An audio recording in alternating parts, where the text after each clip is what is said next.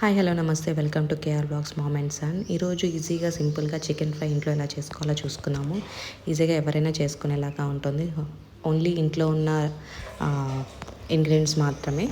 So దీనికోసం నేను 1 kg chicken అనేది తీసుకున్నాను. దాన్ని క్లీన్గా వాష్ చేసుకొని పెట్టేసుకొని దాంట్లో తగినంత ఉప్పు అండ్ గొడ్డు కారం అనేది మేము వాడతాం. నాన్ వెజ్కి గొడ్డు కారం వాడితే చాలా బాగుంటుంది కలర్ కింద అండ్ టేస్ట్ కింద. సో కావాల్సినంత గొడ్డు కారం వేసుకొని పసుపు కొంచెం యాడ్ చేస్తున్నాను.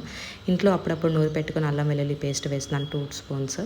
సో ముక్కకి బాగా పట్టేలాగా ఆయిల్ కొంచెం యాడ్ చేసుకొని మొత్తం అంతా మిక్స్ చేసుకోవాలన్నమాట. ముక్కకి మంచిగా పట్టేలాగా కలుపుకొని పక్కన పెట్టుకొని ఒక హాఫ్ అన్ అవర్ పాటు అలా మ్యారినేట్ చేసుకొని పక్కన పెట్టేసుకుంటే ముక్కకి బాగా పడుతుంది మసాలా అండ్ చికెన్ కూడా చాలా సింపుల్గా ఈజీగా కుక్ అయిపోతుంది. సో మ్యారినేట్ చేసేసుకున్న చూసారా బాగా పట్టేసి పక్కన పెట్టేస్తున్నాను. ఇప్పుడు అయిపోయింది హాఫ్ అన్ అవర్. సో పొయ్యి ఆన్ చేసేసుకొని కడాయి పెట్టేస్తున్నాను అండ్ దీంట్లో నేను వచ్చేసి బటర్ యాడ్ చేస్తున్నాను. 2 table spoons of butter add చేస్తున్నాను అండ్ దీంతోపాటు నేను ఆయిల్ కూడా యాడ్ చేస్తాను. మనకి అది ఆప్షనల్, మీకు ఎలా కావాలంటే అలా చేసుకోవచ్చు. నేను ఈ 2 ఎందుకు అంటే 2 టేస్ట్ బాగుంటుంది అని చెప్పేసి కొంచెం 2 యాడ్ చేస్తున్నాను. మీ ఇష్టం, అది మీకు ఎలా కావాలంటే అలాగా. సో దీంట్లో మసాలా దినుసులు అనేది యాడ్ చేస్తున్నాను అండ్ సన్నగా తరిమి పెట్టుకున్న 4 ఉల్లిపాయలు యాడ్ చేస్తున్నాను. వీటిని గోల్డెన్ రెడ్ కలర్లో వచ్చేలాగా వేయించుకోవాలి. చూసారా వేగిపోయింది. సో దీంట్లో అల్లం వెల్లుల్లి పేస్ట్ యాడ్ చేస్తున్నాను. పచ్చివాసన పోయేంత వరకు దాన్ని వేయించుతూ ఉండాలి. సో పచ్చివాసన పోయిన తర్వాత మనం మ్యారినేట్ చేసుకున్న చికెన్ అనేది వేసుకోవాలి. సో చికెన్ ఇప్పుడు అయిపోయింది, వేసేసుకుందాము. ఎప్పుడైనా గుర్తుపెట్టుకోండి, నాన్ వెజ్ అయినా సరే ఏదైనా సరే ఎక్కువసార్లు మనం తిప్పుతూ ఉంటే కర్రీని ఆ ముక్కలు అనేవి చితికిపోతూ ఉంటాయి. సో ఎక్కువ తిప్పకూడదు. సో మెయిన్ ఇంకోటి ఏంటంటే సన్న మంట మీదే వెళ్తూ ఉండాలి.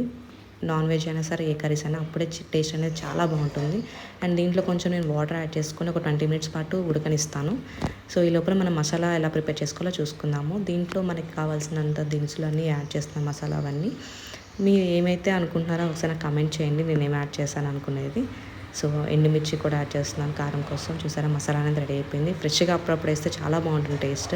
సో 20 మినిట్స్ అయిపోయింది, చికెన్ కూడా ఉడికింది. ఇది మసాలా అనేది యాడ్ చేస్తున్నాను.